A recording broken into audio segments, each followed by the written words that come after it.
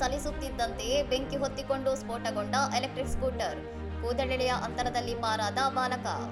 ರಾಜಸ್ಥಾನದ ಶ್ರೀಗಂಗಾನಗರ ಜಿಲ್ಲೆಯ ಸೂರತ್ಗಢದಲ್ಲಿ ಬಾಬಾ ರಾಮದೇವ್ ದೇವಸ್ಥಾನದ ಬಳಿ ಕಿರಿದಾದ ವಸತಿ ಲೇನ್ನಲ್ಲಿ ಚಲಿಸುತ್ತಿದ್ದ ಎಲೆಕ್ಟ್ರಿಕ್ ಸ್ಕೂಟರ್ಗೆ ಹಠಾತ್ತನೆ ಬೆಂಕಿ ಹೊತ್ತಿಕೊಂಡು ಭಾರೀ ಸ್ಫೋಟಗೊಂಡಿರುವ ಘಟನೆ ನಡೆದಿದೆ.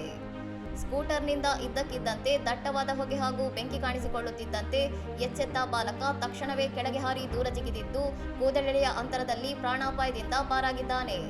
ಸ್ಕೂಟರ್ ದಗದಗನೆ ಉರಿಯಲು ಆರಂಭಿಸುತ್ತಿದ್ದಂತೆ ಪಕ್ಕದಲ್ಲಿದ್ದ ಮತ್ತೊಂದು ಮಗು ಕೂಡ ಕೂಡಲೇ ಸುರಕ್ಷಿತ ಸ್ಥಳಕ್ಕೆ ಓಡಿ ಹೋಗಿದ್ದು, ಈ ವಿಡಿಯೋ ಸಮೀಪದ ಸಿಸಿಟಿವಿ ಕ್ಯಾಮೆರಾದಲ್ಲಿ ಸೆರೆಯಾಗಿ ಸಾಮಾಜಿಕ ಜಾಲತಾಣಗಳಲ್ಲಿ ವೈರಲ್ ಆಗಿದೆ. ಯಾವುದೇ ಪ್ರಾಣಹಾನಿ ಸಂಭವಿಸಿಲ್ಲವಾದರೂ ಸುಮಾರು 20 ನಿಮಿಷಗಳಿಗೂ ಹೆಚ್ಚು ಕಾಲ ಸ್ಕೂಟರ್ ರಸ್ತೆಯ ಮಧ್ಯದಲ್ಲೇ ಸಂಪೂರ್ಣವಾಗಿ ಸುಟ್ಟು ಕರಕಲಾಗಿದೆ. ಇವಿ ವಾಹನಗಳಲ್ಲಿ ಬ್ಯಾಟರಿ ದೋಷ, ಅಧಿಕ ಬಿಸಿಯಾಗುವುದು ಅಥವಾ ತಾಂತ್ರಿಕ ವೈಫಲ್ಯದಿಂದ ಈ ಅನಾಹುತ ಸಂಭವಿಸಿರಬಹುದು ಎಂದು ಶಂಕಿಸಲಾಗಿದ್ದು, ಘಟನೆಗೆ ನಿಖರವಾದ ಕಾರಣ ಏನು ಎಂಬ ಬಗ್ಗೆ ಅಧಿಕೃತ ತನಿಖೆ ನಡೆಯಬೇಕಿದೆ.